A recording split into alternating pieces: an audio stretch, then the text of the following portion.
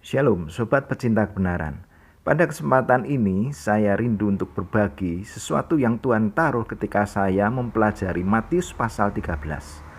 Dalam pasal ini, kita akan mendapatkan banyak pelajaran rohani yang penting, pelajaran rohani yang dalam, dan rahasia yang perlu diungkapkan bagi kita.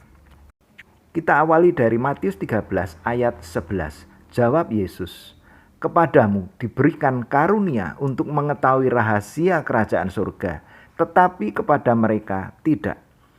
Ini merupakan jawaban dari pertanyaan murid-muridnya.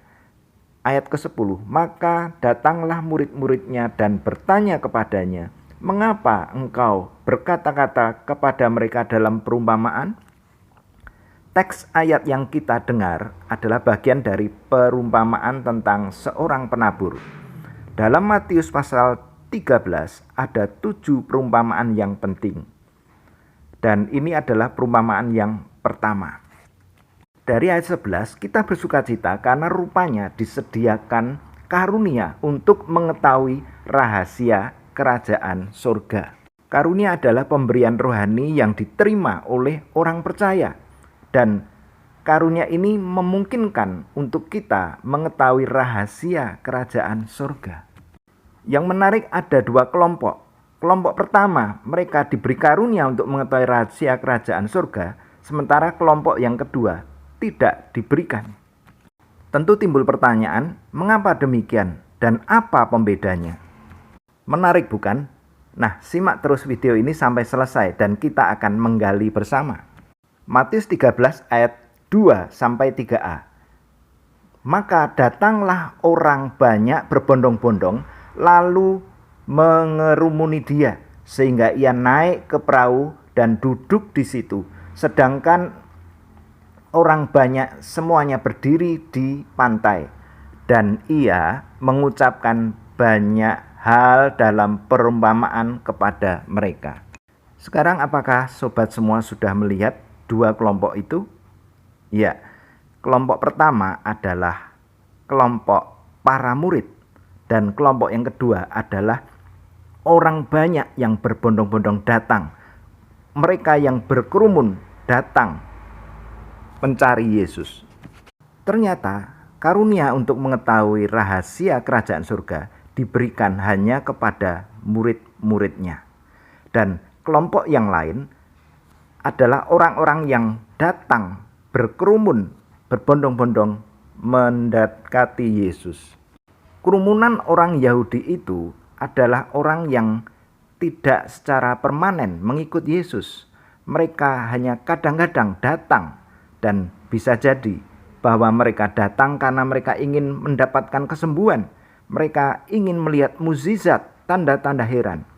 Ataupun mereka hanya sekedar diajak teman dan menemani keluarganya misalnya.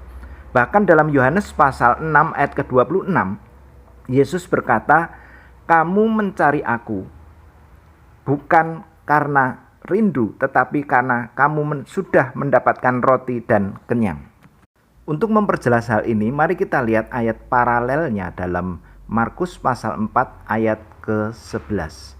"Kepadamu telah diberikan rahasia kerajaan Allah, tetapi kepada orang-orang luar segala sesuatu disampaikan dalam perumpamaan." Ayat ini jelas menjawab pertanyaan murid-murid, yaitu bahwa Yesus memakai perumpamaan untuk disampaikan kepada orang-orang luar. Pelajaran rohaninya adalah bahwa nampaknya Tuhan memberikan pembeda yang jelas. Murid-murid adalah orang-orang di dalam lingkaran dalamnya, orang-orang yang dipanggil secara khusus dan mereka bersedia membayar harga mengikut Yesus. Sementara orang-orang yang berkerumun itu adalah kelompok orang-orang luar, dan kepada mereka inilah Yesus menyampaikan dalam berbagai perumpamaan.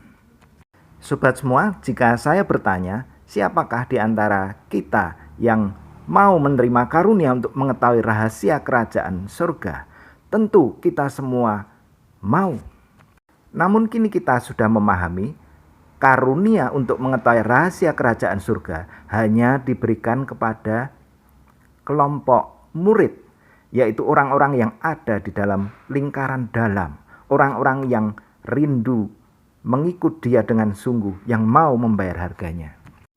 Dan pesan kali ini sekaligus mengingatkan kita bahwa kita perlu memastikan diri menjadi bagian dari orang-orang yang disebut murid. Kita para pengikut Kristus adalah murid-muridnya.